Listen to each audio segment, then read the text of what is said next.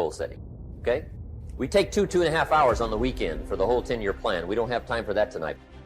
But let me get you started with a little simple formula Mr. Schoaf gave me, and maybe this will be helpful. First of all, I've divided goals into 2 parts. First is long range. Long range goals, that's your dreams. Your dreams for the next 3, 5, 10, 20, 30, 40 years, actually the rest of your life. Your dreams. You've got to keep dreaming. Ronald Reagan, president, said to the joint session of Congress a few weeks ago, "The republic is a dream." And if we don't keep dreaming, we will lose the republic. Your better future is a dream for yourself and for your family. Where do you want to go? What do you want to do? What do you want to be? What do you want to see? You've got to dream dreams, right? Not being on time is acceptable probably, to a lot of people, but some, it's going to cost you. Now, the mind must be nourished. It's got to have good food. Food for thought. Bread for the head, we call it. Yes, you need a slice of toast in the morning, right, for your body, but you need a slice of cassette. A slice of cassette you put in the car system and listen. Let something feed your mind. Stand guard at the door of your mind. Don't just listen to anything and everything. Make sure that you're your own best filter of what goes into your mental factory and spins out the fabric of your life and future. Stand guard at the door of your mind.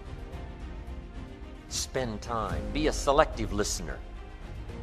But you got to have a good diet, a good mental diet. When you walk into a home and walk into the pantry of the kitchen, you take a look what's in there. This family's either going to be healthy or it isn't going to be healthy. And a lot depends on what's in the cupboard. What you bring home, right, from the grocery store that you feast on for the body. It's not about the competition of knowledge. It's the competition of creativity. It's a competition of imagination. It's a competition of learning. It's a competition of independent thinking. If you think like a machine, the problem will come. In the past 20 years, we make people like a machine. In the next 20 years, machines will look like people. So in the future, it's not knowledge-driven. It's the wisdom-driven. It's the experience-driven.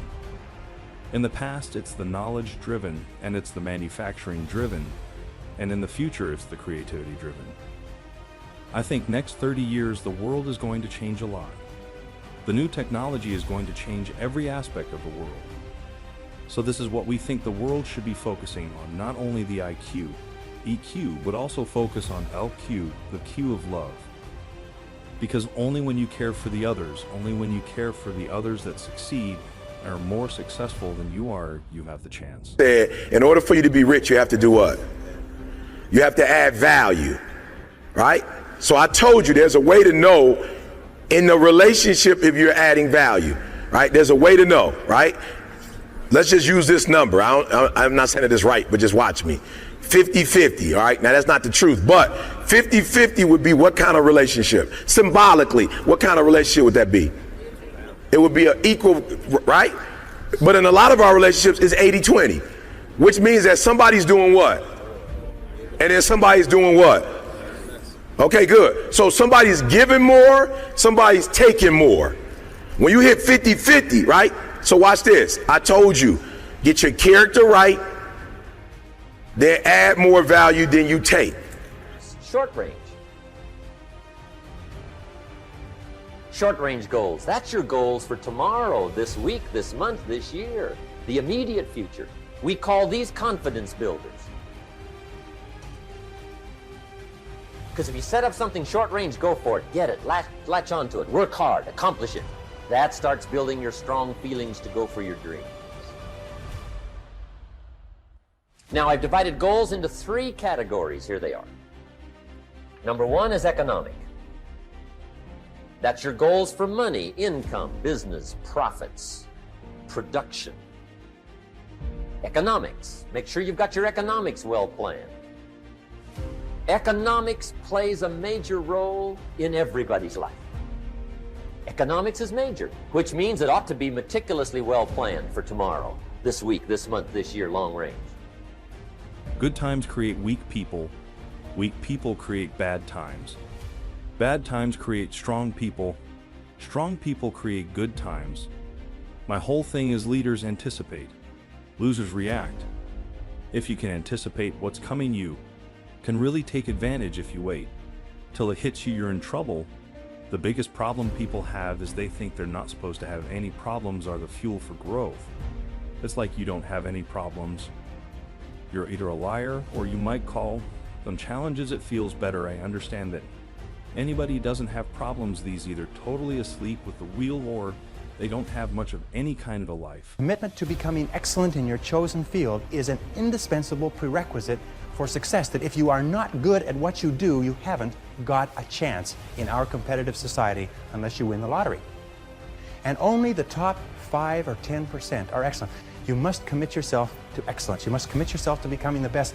And the wonderful thing is that excellence is a journey. It's not a destination. You never get there. Complacency and satisfaction are the key enemies of excellence. But once you commit yourself to becoming excellent, the whole world opens up for you. A very important point of excellence is this means simply this: do your best every time out and always strive to do it better. Excellence yields opportunities, because when you become good, you open up. It's almost like the Red Sea of opportunity opens up in front of you. When you become excellent, you come to the attention of people, and people try to get you, and they give you more responsibilities and more opportunities. You see, when we do something well, it gives us a feeling of self-esteem and pride. We feel like a winner. But if we do things in an average way, it doesn't give us anything. Now here's the simple formula for setting goals. It goes like this. A, work on your goals. That's step 1. Work on them. And I put the word work there deliberately. Setting goals is plain hard work. I don't want to kid you. We haven't come here tonight to kid each other. It's work. I know it's work. That's why a lot of people just let it slide. It's work. Many people work hard on their job, but they don't work hard on their future. They just let that slide. And the work involved is making plans.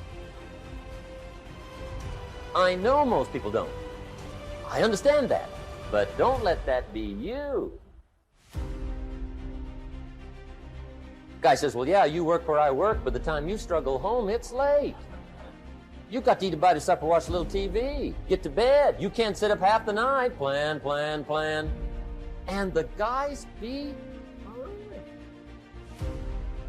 Young people, a lot of young people lose hope, lose vision, and start to complain. We also have the same problem. It's not a good feeling being rejected by so many people. We also depressed, but at least later we find that the world has a lot of opportunities. How you see the world, how you catch the opportunity,